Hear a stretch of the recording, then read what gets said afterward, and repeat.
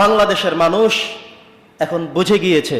বাংলাদেশের মানুষ এখন এমন কিছু চায়, এমন কিছু আলেমদেরকে নেতৃত্বে চায়, এমন কিছু মানুষ নেতৃত্বে চায় যারা কোরআন দিয়ে দেশ চালাবে, যারা কোরআন দিয়ে দেশ গড়বে।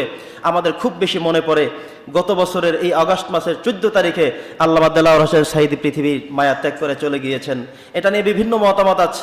কেউ বলেছেন হত্যা করা হয়েছে, বিভিন্ন কথা আমরা শুনেছি। সেটাও কিন্তু ইনশাআল্লাহ চলে আসবে খুব রিসেন্টলি, সময়ের মধ্যে আমরা সেটাও পেয়ে যাব ইনশাআল্লাহ। তো উনি যদি অন্তত আর একটি বছর হায়াতে বেঁচে থাকতেন তাহলে তিনি দেখে যেতে পারতেন তার এই সোনার ছেলেরা স্বাধীন বাংলাদেশ কিভাবে গড়েছে। তিনি অন্তত মুক্ত বাতাস দেখে যেতে পারতেন। প্রায় যুগের পরের যুগ ওভার করে একটি সময় তিনি এই জেলখানার মধ্যে, এই প্রকোষ্ঠের মধ্যে তিনি কষ্ট করে গিয়েছেন। তবে তিনি যে সমস্ত কথাগুলো বলে গিয়েছেন, আমরা প্রায় কথাগুলো দেখি সবকিছু মিলে গিয়েছে। তিনি বলেছেন পূর্ব দিগন্তে কালো মেঘ জমা হয়ে গিয়েছে, ঝড়ের পূর্বাভাস তিনি লক্ষ্য করে গিয়েছেন। সে কথাগুলো আমরা বাস্তবায়ন দেখেছি। তিনি বলেছেন এমন এক সময় আসবে যখন তারা ইন্দুরের গর্ত খুঁজে পাবে না পালানোর জন্য। ঠিক কিনা বলেন? আমরা সেটাই বাস্তবায়িত হতে দেখেছি। তাদের প্রধানমন্ত্রী যখন সাথে সাথে পালিয়ে চলে গেল, একটা বারও চিন্তা করলো না আমার বাকি নেতাদের কি হবে, কর্মীদের কি হবে, যারা বিভিন্ন দল নিয়ে মানুষদেরকে হুমকি ধামকি দিত।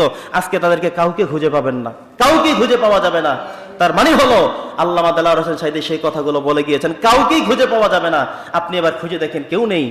সেই দিন কেউ বোরকা পরে পালিয়েছে, কেউ হেলমেট পরে পালিয়েছে, কেউ তার দেশ গ্রাম ছেড়ে পালিয়ে গিয়েছে।